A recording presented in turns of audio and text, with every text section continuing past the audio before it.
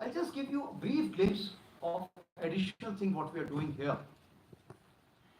Army Data Network in last 6 months, which had the span within the army for 7,000 subscribers only, has increased 3 times to 21,000 subscribers. We have created an Indian Army AI Incubation Center at Bangalore with mentorship of IISc Bangalore and IIT Bombay. I must thank Bell to provide us that kind of a space in Bangalore for that. We are also establishing an Army IIT Research Center at IIT Madras to take our innovations forward. We are also incorporating blockchain technology in a technology-based vendor registration model, which is under progress in collaboration with MIT and CITI. As far as secure space-based vehicle tracking and convoy management system, that is already commencing with NAVIC. And of course, Sambhav phone, which you are already aware that this phone we are using, and this time during our talks, border talks in the October month, most of the communication was through this phone. As far as the third pillar is concerned, that is system process management, we are looking at data analytics and defining the single source of truth. In the future, we are looking at data integration. So there are two things in this. As you know, Army is different from other services, where the empowerment or the center of excellence starts from the battalion. Therefore, the maximum delegation must take place there. But today, the maximum centralization of orders or powers or authority is at the Army headquarters. It is only feasible to delegate once you have the data centricity in the center, but the delegation at the lower level. Here, the artificial intelligence will play a pivotal role. For example, if a vehicle gets condemned and you want to get the vehicle released, it takes the complete chain of command by the time it reaches and it gets released. But with the artificial intelligence, moment the vehicle gets condemned, within 24 hours, the release order will be automatically generated. So that is the kind of a thing we want to achieve by year 2025 end. As for the delayering of headquarters, this we are looking at. For any communication in Army, it takes 6 to 7 layers. We are wanting to delayer. We are also looking at skip echelon system. That is simultaneously addressing all the headquarters, and the highest headquarter, which is supposed to be the descent, must get fastest. Modification of acquisition process, which is overdue, we are looking forward to, and the way year of reforms which has been announced by our Raksha Mantri ji, I am sure this will get a major impetus. Coming on to the human resource management, it's a subject in itself. I would not like to cover too many things in this, but just to tell you, the case has already been taken up for that. Also, we are opening up the Army War College for the foreign students. As you are aware, the junior command and senior command were already open, but now we are opening the higher command course also. And this time, as a trial basis, we are doing it for a week. Next time, we'll increase it based on the feedback. This time, for this 7-day capsule, we'll be having the academia, industrialists, possibly the media also, bureaucrats, as also the foreign officers who always come and attend the course there, or HDOs. As far as the veterans are concerned, Project Naman, as you are aware, we had started this scheme in August 2024. 14 centers were open.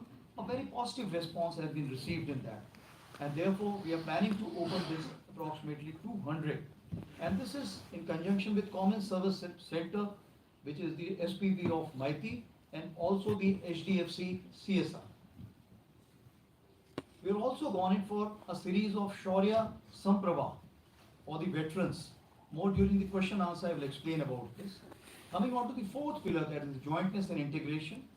Though it is the domain of the CDS, but I would just like to say that in jointness 1.0, we have gone in for the integrated acquisition plan, courses of instructions commonality, joint logistic mode, common utilization of bases and station amenities.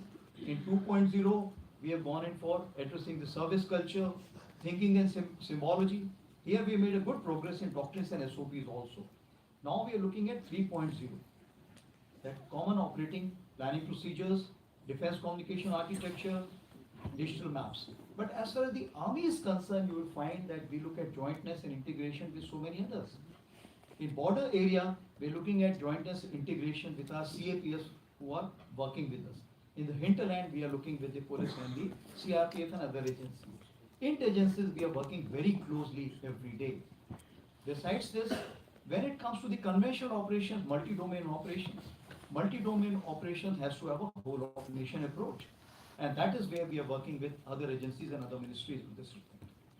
Now, in addition to the transformational pursuits that I have spelled out, Indian Army's contribution to nation building, we are looking at border area development in a big way with 4 pillars, that is infrastructure, communication, tourism, and education. Of course, the cultural revival remains the mainstay. Towards that, Bharat Ranbhumi Darshan as a one-stop solution for information and clearances for visit to the forward area battlefields. This has been developed in partnership with Ministry of Tourism, and this website will be launched by Honorable Raksha Mantri on the Army Day, that is on 15th. We have also gone in for a MOU with Gati Shakti Vishwavidyalaya for upskilling our Indian Army personnel towards synergizing dual-purpose infrastructure. Since Indian Army has to carry out a large-scale mobilization and it has a large-scale logistic requirement, so we have to align with the national logistic policy. And also this Vishwavidyalaya will train our people, they will carry out the workshop for us, and will also provide later on MBA and MTech degree in transportation and logistics. As for the Army Sports Conclave is concerned, this was again something new, and we are looking at in a big way for Mission Olympic 2036, and for that we have a strong role because we have the infrastructure, we have the resources, we can provide manpower for the conduct of that, we can raise the territorial army battalions for conduct of this, and also we can provide the players, which we have been doing continuously. In any case, we have 18 boys companies and 2 girls companies which we have raised recently. I am sure the issue of state versus club, which is coming up off and on, will make sure that the army remains as the main key state player because we have a large reservoir of potential towards this thing. As for the Army Paraplegic Note is concerned, this has also been noted as a National Center of Excellence, for which around 60 crore has been given by the Ministry of Social Justice and Ministry of Youth Affairs. Gomti River Eco Task Force, as you are well aware, has been raised on 1st of Jan. Also, Ek Ped Maa Ke Naam campaign, we have planted more than 50 lakhs saplings. There are 3 world records also we have created in Jaisalmer, as you are well aware. This is already being covered in the Man Ki Baat, which is most saplings planted by a team in 1 hour, most saplings planted by women, that is 25,000, and so on and so forth. We are also going on to carry out a discussion with Ministry of Environment, Forest and Climate Change for the afforestation drive carried out by us. So what does it mean? That they for us to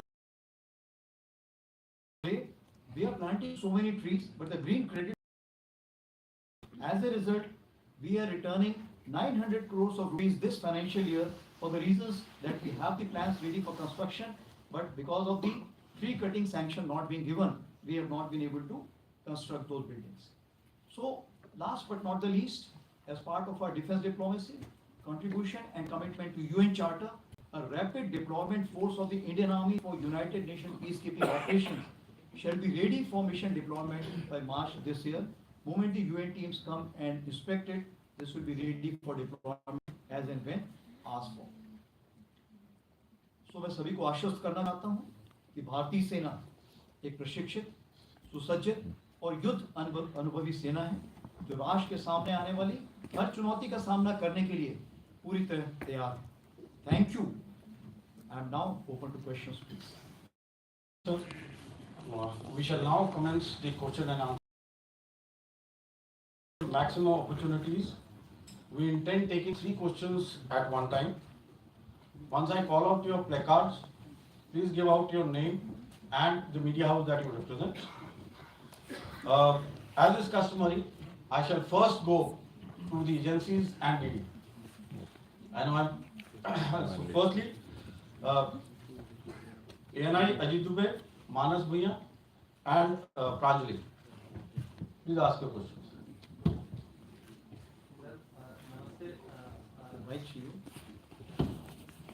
Please ask for wait for the mic before you speak. Sir, Namaste. This is Ajit Dubey from ANI, sir. Sir, you spoke about the situation along the northern border, and you also talked about the resolution of some of the friction points that we have had there, sir. Just wanted to ask you about that only, sir.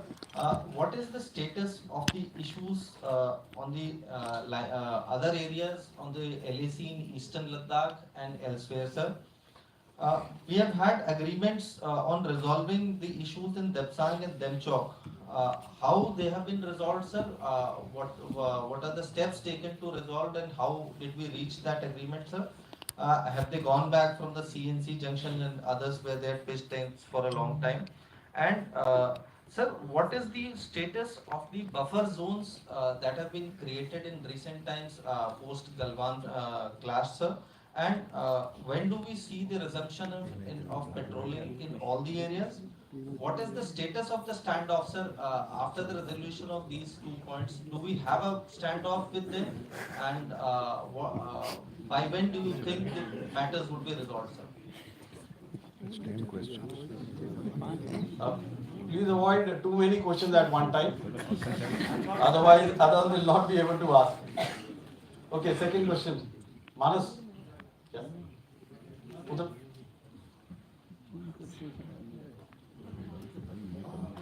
So this is Manas Pratim from PTI.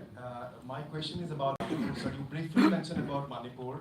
I would like to have your overall perspective on Manipur. There have been criticisms that in fact there is lack of coordination among the agencies involved in controlling the situation there, and there is an external dimension also to the Manipur situation. Various rebel groups have captured many crucial Myanmarese towns in Myanmar. So is it impacting the overall security scenario along the border in Manipur? Thank you, sir. Yeah, Pranjal. Good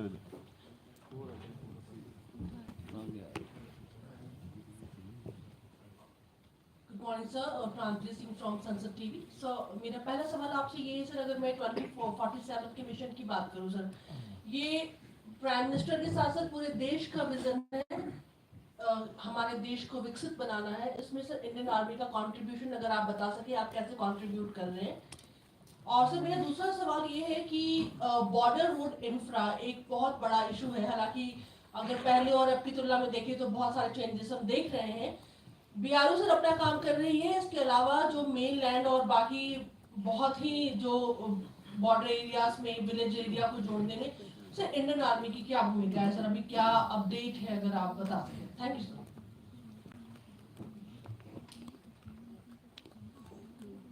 I think in these 3 questions, there must be about 13-14 questions. Yes, sir. Yeah. So let me see how I can fit in all. So Ajit ji, you have asked me basically the status of issues along the LAC. So I will repeat the same word, it's stable but sensitive, point number 1. So what does it mean? That there have been a series of meetings. Firstly, among the ministers, even the Prime Minister has met the Chinese head. Similarly, the meetings have taken place at the level of the Corps Commander. As you are aware, the 22nd SHM sale took place on 21st October, which finished. Thereafter, 5th December, we had the WMCC. Then 18th December, we had the Special Representatives. Now coming on to the Depsang and Demchok. As you are aware, April 20 onwards, that both sides had moved forward and stopped the other side from going to the traditional areas where they were carrying out the patrol. So what has happened in this disengagement, that both sides have agreed to go back to the areas where both sides feel, okay, this is where we used to come for the traditional patrol. So that has been agreed upon and both sides have fell back. As far as the verification patrolling, 2 rounds have already been completed by both the sides over a period of time, and both sides are quite satisfied about it. Similarly, as far as the grazing ground is concerned, those grazing grounds also been now mutually agreed upon, those have been agreed, and the graziers are being allowed to go. Earlier we were not allowing them to go because we did not want any kind of a inadvertent aggravation of the situation.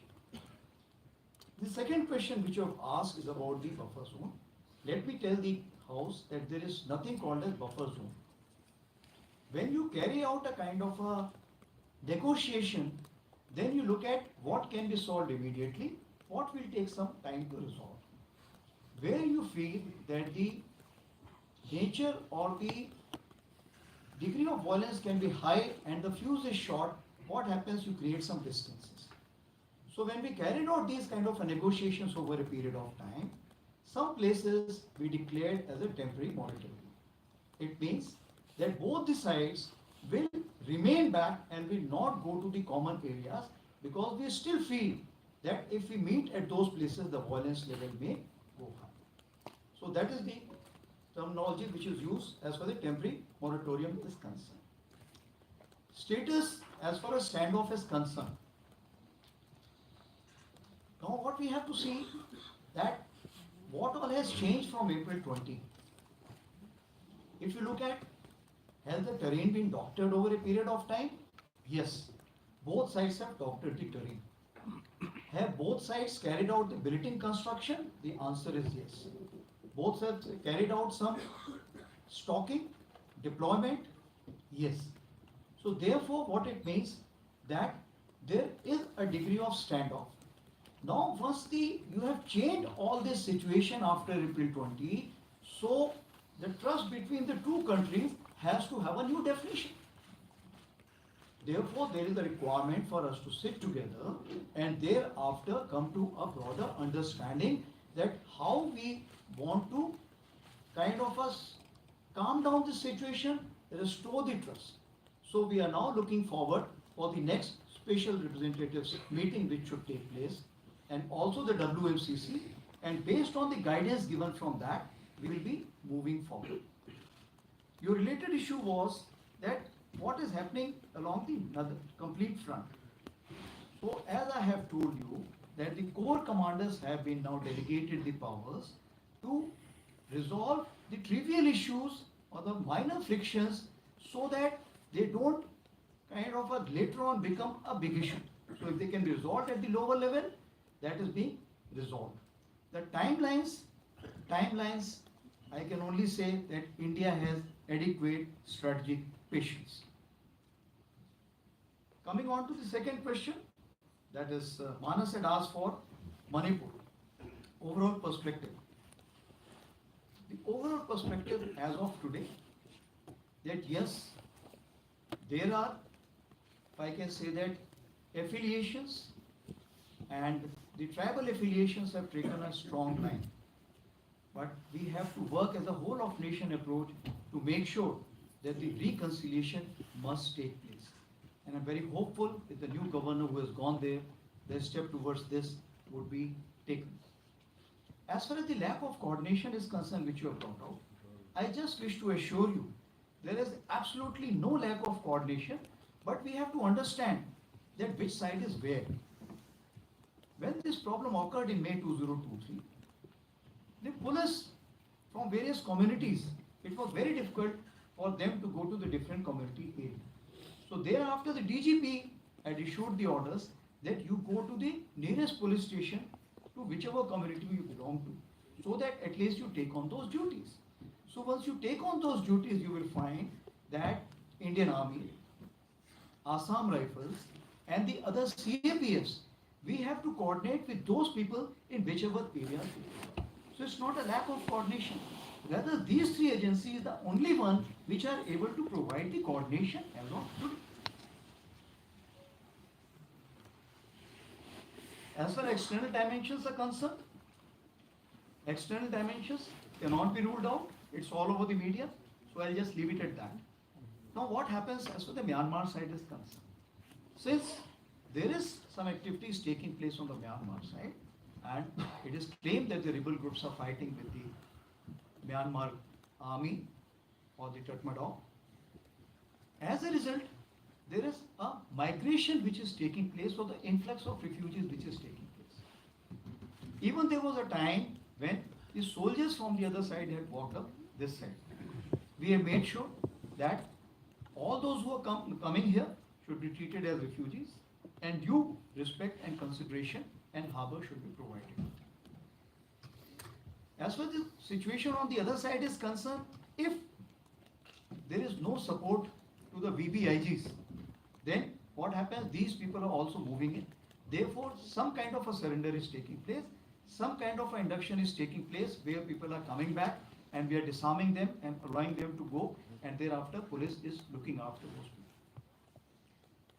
As far as our connect with the Myanmar army is concerned, I just wish to assure you that the connect is complete and we are interacting with each other in due harmony and making sure that the exchange of information and support which is required in terms of intelligence is provided from both the sides. Coming on to the third question which has been given out is 2047 Viksit Bharat. So as you have seen that as far as we are concerned, we are looking at decade of transformation. And why I went about explaining it, because when you see the Viksit Bharat, or even if you look at year of reforms, you'll find there's a major synergy towards that. Let me give you a few examples. When we talk about nation first foreign policy and national security, what it means, the defense diplomacy and the deterrence which is required for any nation to kind of guard its border and ward off the adversaries. I would like to just say, deterrence is costly, but war is costly. As far as the global economic powerhouse, Indian Army's indigenous consumption as far as weapons, equipment and other things is concerned, we provide a stamp of approval. Once we provide this stamp of approval, the defense domestic industry thereafter gets a flip. And if you're talking about 21,000 crores today, Raksha Mantri is already announced by 2030, we are looking at 50,000 crores as the defense export target. And as we are the biggest consumer, we are also the biggest advertiser of these weapons and equipment. As far as the infra development and speed and scale is concerned, we are working in close synergy with PM Gati Shakti and border area infrastructure which has been brought out. Here itself I will cover the border area infrastructure. That we have the Empowered Committee on Border Infrastructure headed by the CAPSEC. And this committee is working in a very, very aggressive manner. Recently, for 22,000 crores, sanction was given for the northern borders infrastructure development, including two. Besides, when we had the block of Sikkim, as you are aware, the Sikkim suffered a glaciated outburst. That is the time this committee met and immediately authorized the money to BRO and other agencies to make sure that the recovery becomes that much faster. So I wish to assure you that as far as the planning and sanctions are concerned, that is fastest. Coming on to the BRO is working hard, but now the time has come, the aspiration of the Indian Army is manifold, many times what BRO can provide. Therefore, we are reaching out to the other agencies which are the railways or National Highway Authorities, NBCC and others, and we are trying to get them into the fray so that our infrastructure development along the northern borders should be 3 to 5 times of what we are able to do as of now.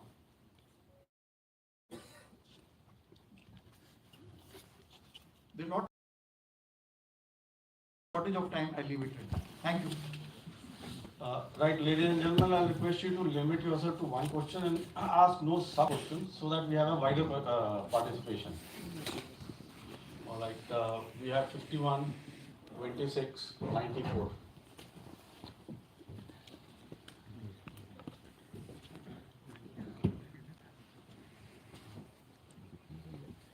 Good afternoon, sir. Sanjeev Barua from the Week. So we have been hearing a lot of talk ever since 2019. The Dwivedi exercise was also held. I'm talking about the integrated battle groups. So what is the status now? Has the plan been dropped or still much in the making? Of course it is.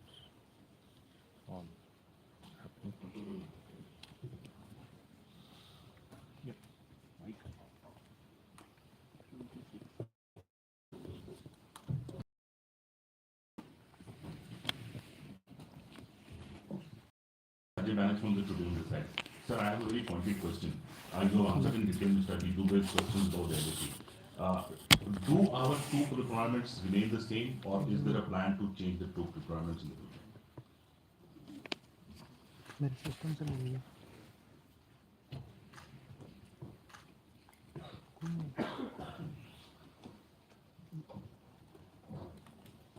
Sir Manjeet Singh हूँ आसपास से। आपने कहा कि जम्मू कश्मीर में अभी भी 80% जो आतंकी हैं वो एक्टिव हैं।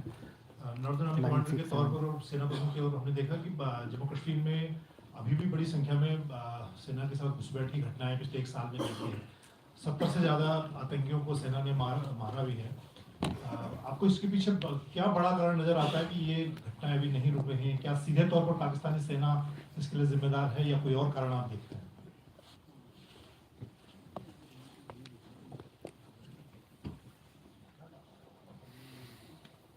So, firstly, I take on Sandeep's question, which is on the IBG.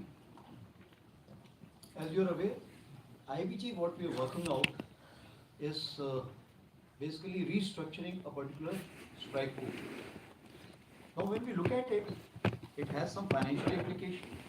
Also, it has implication in terms of equipping as well as the human resource. It has taken a long period. It is in the final stages. And we are hopeful as of now, as I speak to you, the presentations have been given to in the MOD of all the decision makers, the presentations have been given. Few queries have been raised.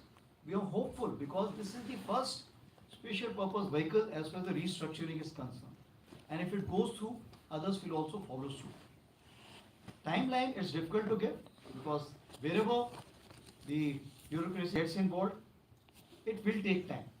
But we are hopeful by year 2025, we will either create this IBG or we will cancel this project completely.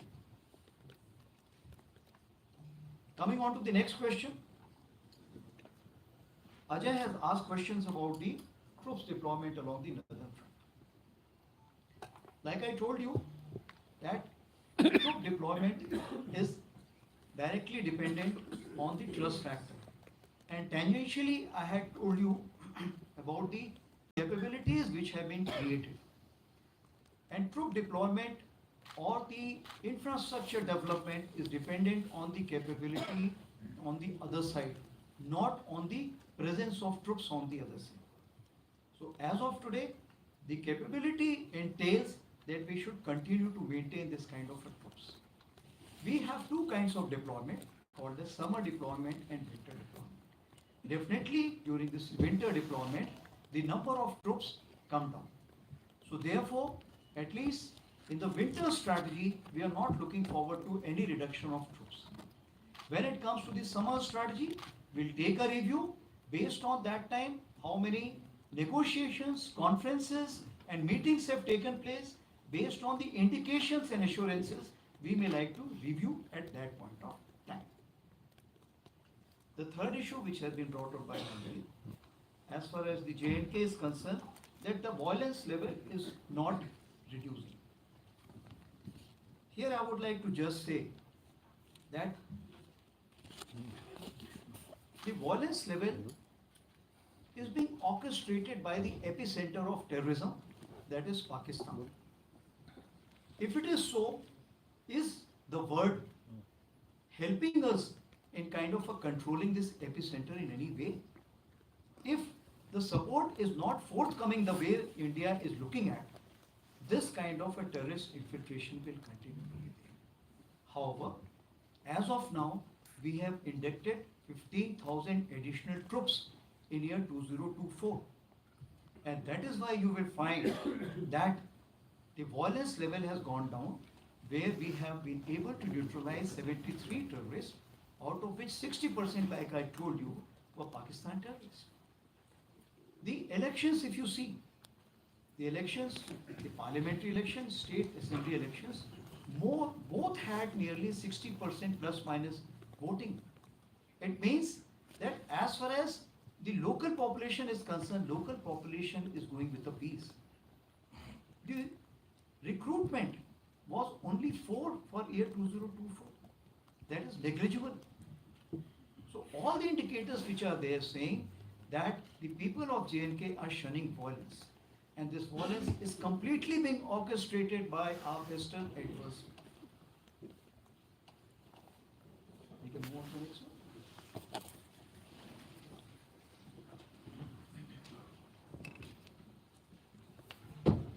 21, 96, and 192.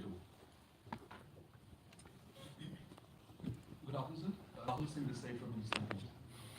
Sir, my question relates to this recent assessment by a senior general on the performance of women officers in the army, specifically limited to the Eastern Command. You said they are doing a remarkable job.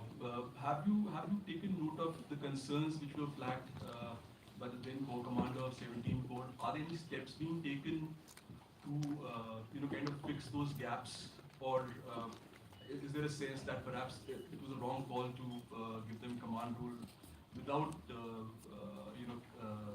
without carrying out all the steps that were necessary? And the second question is also related to HR only, sir. This is related to Agnipath. You were recently in Nepal and you had chats, you had talks with the Nepalese army chief and other people over there, senior people. So, was there any talk on resumption of Gurkha recruitment or some consensus of breakthrough on those lines? Thank you, Rahul. Next, please.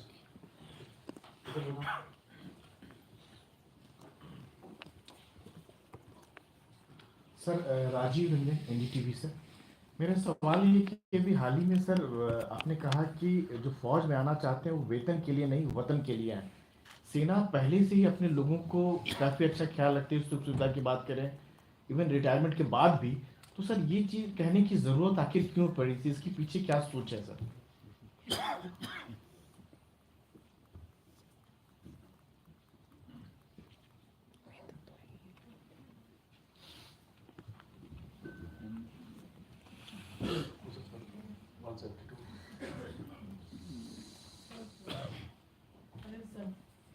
Needham Matthews from Shepherd Media of the UK. This is regarding the tanks. What is the status of Zorawar as of now? Details of the trials. When is the first delivery expected? And related to this itself, when is the second tender to be out? And the T-72 tanks, have they been delayed? The overall upgrades. Could you please repeat the question again? Which first- equipment you're talking about? I'm talking about the Zorawar tanks. Okay. What is the status of it, the trials, the delivery, and also when is the second tender for the Zorawar supposed to be out? And it's all related, sir. And the overhaul of the T-72s, has that been delayed or are you taking it up now? Thank you.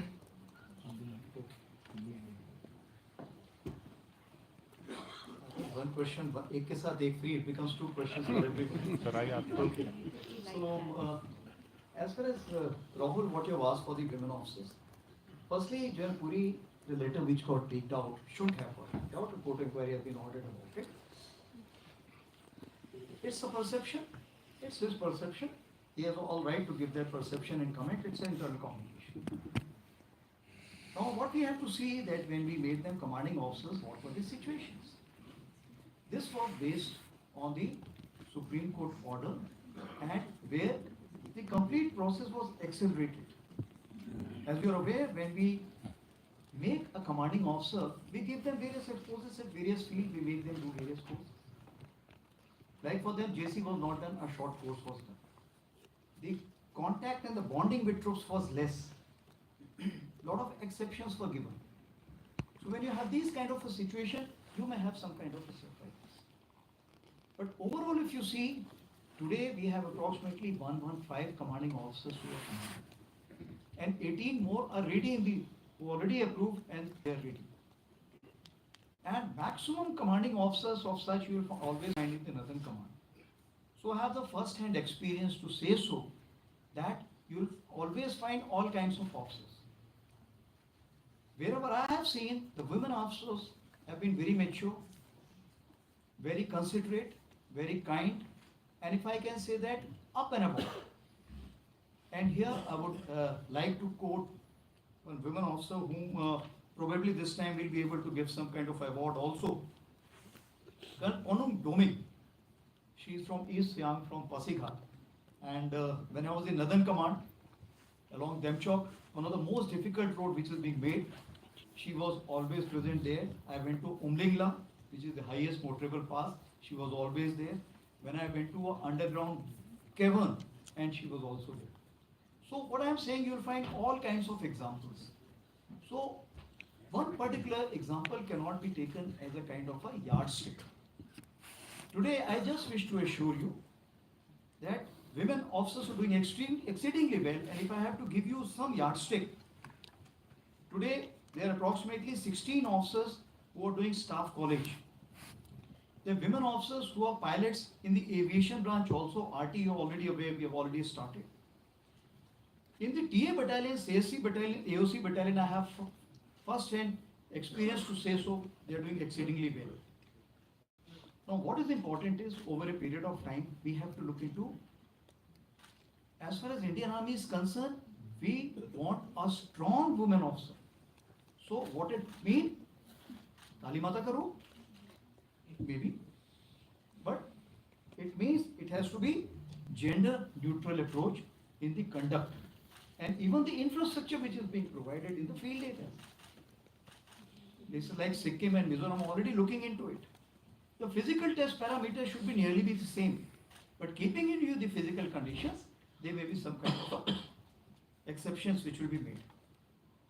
Women officers also, approximately 1700 are presently training in the Sainik schools, military schools and RIMC. So it means that they will be coming to Indian Army and the tri-services. So therefore, it is something which is to happen, and it will happen in the most mature in a welcoming way. That partially should answer your question, Rahul. Coming on to Agnipath, as far as Agnipath is concerned, as you are aware that this is not the subject to Army chiefs will discuss, and it's a political decision. And as far as India is concerned, India has already given its proposals to the Nepal side, and as and when we hear from the Nepal side, we'll be working towards them. Is it causing any deficiency in the army? No. As of today, wherever such deficiencies are there, it is being filled in by other recruitable military population. Coming on to Rajiv, आपने पूछा है वतन और वेतन की।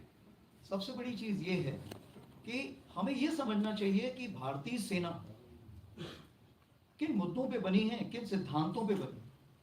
क्या वो सिद्धांत पैसे के हैं या नाम नमक निशान के? तो मेरा ये कहना है कि आप नाम नमक निशान के लिए, अपनी पहचान के लिए आइए, एडवेंचर एक्टिविटी के लिए।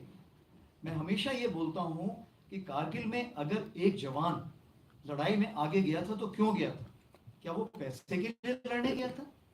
वो अपने साथियों के लिए लड़ने गया था, अपनी बटालियन के लिए लड़ने गया था, अपनी मिट्टी के लिए लड़ने गया था। तो मेरा सिर्फ यही कहना है कि आप आते हैं तो सिर्फ पैसे के लिए मत आइए, आप हमेशा इन मुद्दों को भी साथ में लाइए, और ये आपके अहम मुद्दे होने चाहिए। अगर आप इन मुद्दों के साथ आएंगे तो आप सबके साथ में शरीक होंगे, सुख दुख में शरीक होंगे और आपकी टीम के पार्ट बनेंगे। अगर आप वेतन के लिए आएंगे तो आप अपने आप टीम के पार्ट नहीं बनेंगे, और हमें आपको अपने सिस्टम से अलग करना पड़ेगा। तीसरी बात मैडम मैथ्यू ने पूछी है जोरावर लाइट टैंक के बारे में। तो as far as Zorawar light tank is concern, you are aware that we are looking at approximately 354 tanks to begin with, and in Jan 2023 we had given the AUN for that. An expression of interest was given in April 23, and it was amounted to approximately more than 70,000 crores, 17. So as of now we are looking at 259 as part of the DRDO initiative. As you are aware that few veterans have joined hands together, and we have seen glimpses of this light tank, so-called Zoravar, making rounds. It has already been to the high altitude, carried out some trials, and I spoke to the DG of DRDO who is dealing with this subject. As of today, when we speak, it is making its journey back to Chennai.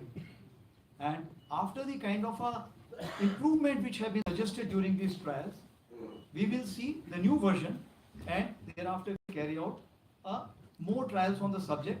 And once this finishes, I am sure for the balance also, the orders will fall. Thank you. Sir.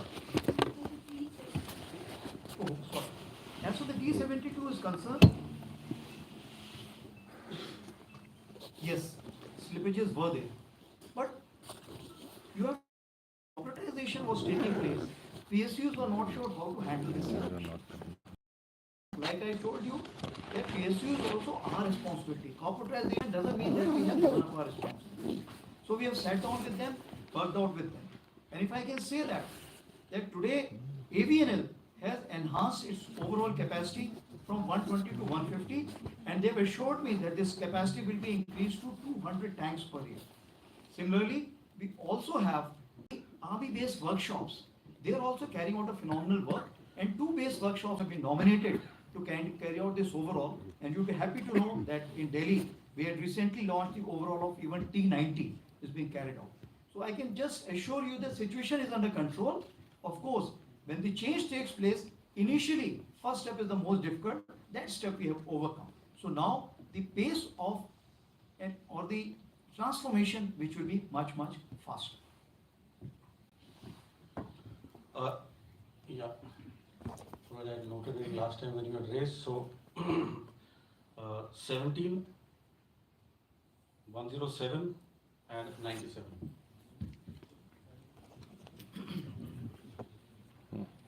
So, Shruti Ranjan from Bloomberg. So just wanted your thoughts and views, given that the Indian Ocean region is becoming very, very militarized and contested, what kind, if any, capabilities are you looking at for the future, in tandem perhaps with the Navy, so that we are ready in case of any eventuality? And also, are you looking, at a later date of basing troops outside? If so, which sites? Basing troops outside? Yeah, I mean, is there a consideration at all? Yeah, 107. Yeah, please. Yeah.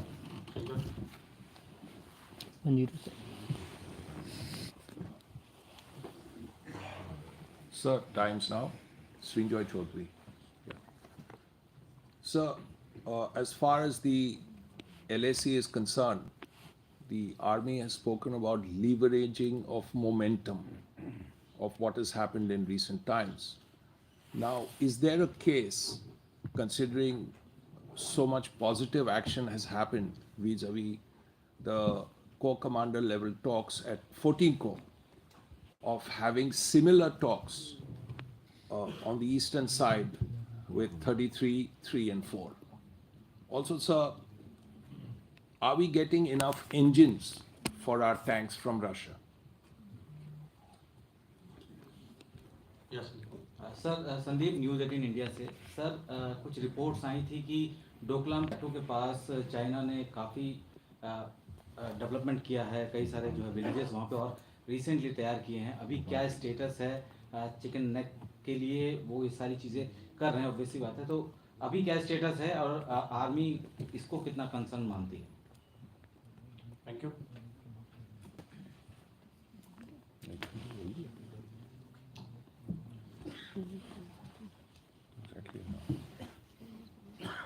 As far as IO region is concerned, before that, let me tell you that Indian Navy is working along with us in the Pagongsu Lake in a big way, including the unmanned boats are concerned. Also, their special forces are working out in J&K and other places along with us, including the deep sea tribes. Coming on to the Indian Navy cooperation as far as the IO region is concerned, 2 places we play a very important role. First is the Andaman Nicobar, and second is the amphibious task force. As far as the Andaman Nicobar is concerned, you are aware that we are going to kind of place them on a permanent basis and enhance the role of territorial army in that area. The equipping profile is also being worked out accordingly. Therefore, in conjunction with Navy, we are looking at their employment in a big way. Coming on to the amphibious task force, which is there as of now, we are exploring that how to make it permanent in terms of amphibious task force, which should remain dedicated, whether on the lines of RR or in the lines of permanent regimentation, so that their specialization or the expertise remains with them. As of now, you are aware that the battalions keep getting turned over.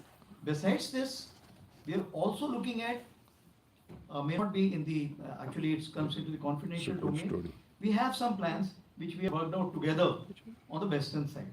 I leave it at that for the time being. To enhance the cooperation, we are also with all ships which are going, our special forces or other military personnel are going to various places to have an understanding of each other so that later on, as and when troops are required to be deployed in a larger formation to any farther area, we should be prepared. But as of now, India does not have any expeditionary designs. So we have no plans to deploy troops outside as of today. Coming on to Shinjo's question, you're absolutely right. That is what I said, that I am looking at now having these conferences. Like you are aware that firstly we have opened up these conferences starting at the station commander level, battalion commander level, brigade commander level, div commander level and corps commanders level. Till brigade and div commanders level, as it is, the talks are taking place. But now we are looking forward, as the SR mechanism and WMCC keeps giving us guidance for all the three corps which you have said, we would be looking forward to having this more coordination, and we will be empowering them with the military decisions which are required to be taken in future. There was one more question which you asked. Tank engines, sir. Yeah, so tank engines as of today, we do not have any issue in terms of, because India has adequate capability to kind of manufacture those.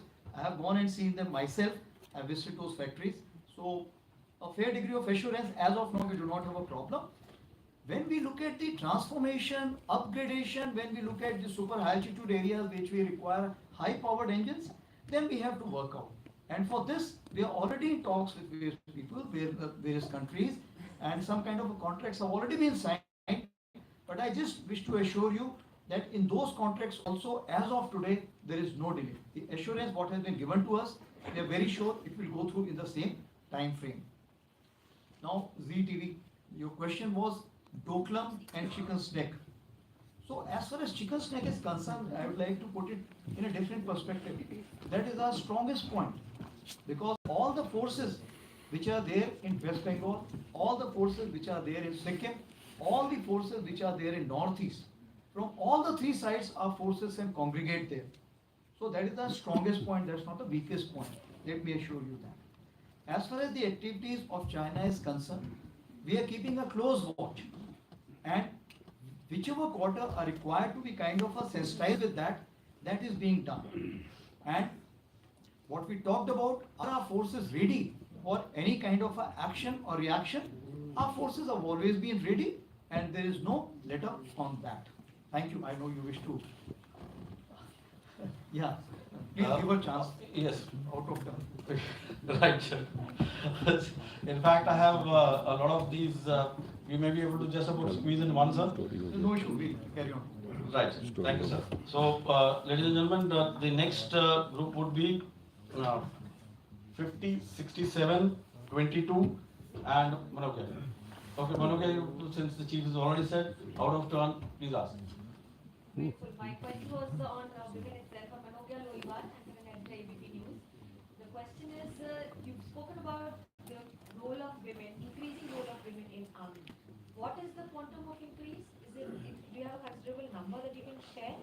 और एक सवाल हिंदी में, आने वाले दिनों में गणतंत्र दिवस पर क्या विशेषताएं रहेंगी सेना की तरफ से? सेना प्रमुख को मैं सुनना चाहूँगी। गणतंत्र दिवस में